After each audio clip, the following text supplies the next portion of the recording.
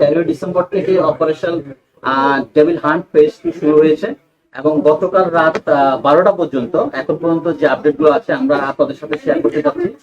এবং operation devil hunt phase 2 তে এখন পর্যন্ত চেকপোস্টের সংখ্যা হচ্ছে 15,662টি এবং আমরা এই সময়কালে 1,51,232টি গাড়ি তল্লাশি করেছি এবং মোটরসাইকেল তল্লাশি করেছি 1,71,000 এবং এর মধ্যে অবৈধ মোটরসাইকেল উদ্ধার হয়েছে 2,452টি।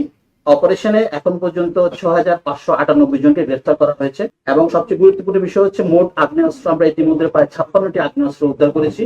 তার মধ্যে রাইফেল আছে 1টি, রিভলভার 5টি, পিস্তল 7টি, শুটার গান 11টি, পাইপ গান 8টি। এখন পর্যন্ত এটা হচ্ছে আমাদের আপডেট। আসামিকে আমরা প্রায় রাত 9টার দিকে আমরা নিশ্চিত হতে পারি যে 9টার সময় 9টার দিকে যে বিভিন্ন সিসি ফুটেজ ক্যামেরা তারপরে অন্যান্য স্টিল কিছু ছবি পাই আমরা। তাকে যে আসামি শুটার যে উনি হচ্ছে ফয়সাল করিম মাসুদ, ওর এলাইজ রাহুল আর কি। ওনাকে শনাক্ত করার পরে তারপরে আমরা বিভিন্ন তথ্য প্রযুক্তির মাধ্যমে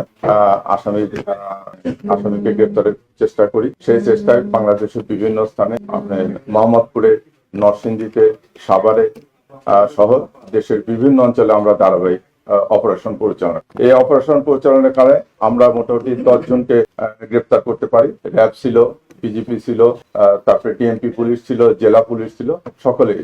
এই আলোচিত ঘটনার সঙ্গে সঙ্গে আমাদেরকে বলা হয় যে প্রত্যেকটা ইউনিটকে নির্দেশ দেওয়া হয় যে সর্বোচ্চ গুরুত্ব দিয়ে এই মামলার যেন আসামিদেরকে গ্রেপ্তার করা হয় এবং এই রহস্য উদ্ঘাটনের চেষ্টা করা। তারই ধারাবাহিকতা আমরা বললাম যে ঘটনা সংশ্লিষ্টতায় আমরা 10 জনকে বিভিন্ন স্থান থেকে গ্রেপ্তার করি। যে ঘটনায় যে মোটরসাইকেলটি ব্যবহৃত হয়েছে সেই মোটরসাইকেলটা আমরা উদ্ধার করে দিচ্ছি।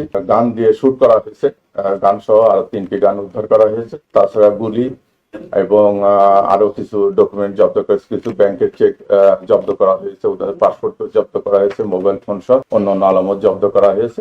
এখন মামলাটি তদন্তাধীন। আমরা আসামিদেরকে রিমান্ডে নিয়ে এসে পুলিশ হেফাজতে নিয়ে এসে জিজ্ঞাসাবাদ করে আমরা মামলার রহস্য উদ্ঘাটনের চেষ্টা করতেছি এবং দায়ী ব্যক্তিদের দ্রুত গ্রেপ্তারের ব্যবস্থা।